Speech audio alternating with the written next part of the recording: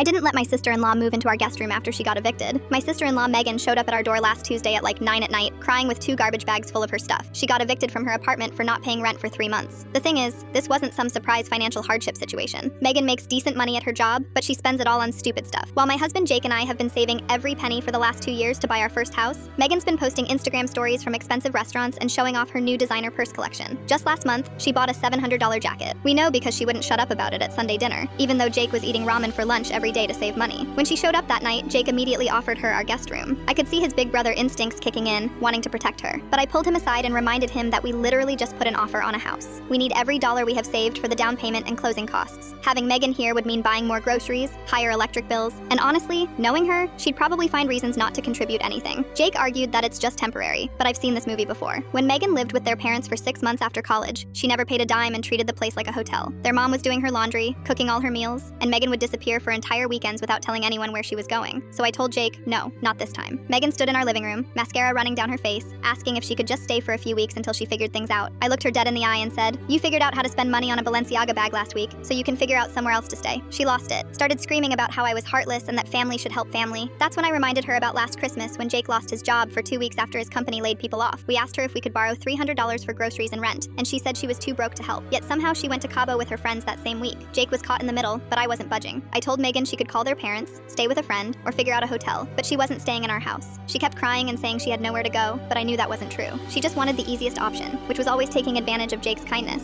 The worst part was when she tried to guilt trip us by saying we had an extra room that was just sitting empty anyway, like somehow that meant she was entitled to it. I told her that room wasn't empty, it was our office and storage space for all the stuff we'd been organizing for our move. After an hour of drama, Jake finally drove her to their parents' house. Turns out they took her in immediately, which proved my point that she had other options all along. She just wanted to stay with us because she knew Jake wouldn't make her follow any rules or contribute financially. The next day, Jake's mom called me to say I was being unreasonable and that Megan was family. I explained the whole situation, including the part about Megan refusing to help us when we needed it. His mom got quiet and then admitted she didn't know about that. 2 days later, we got the call that our house offer was accepted. If we had let Megan move in, even temporarily, there's no way we could have kept saving money at the rate we needed to. She would have found excuses to stay longer, just like she always does.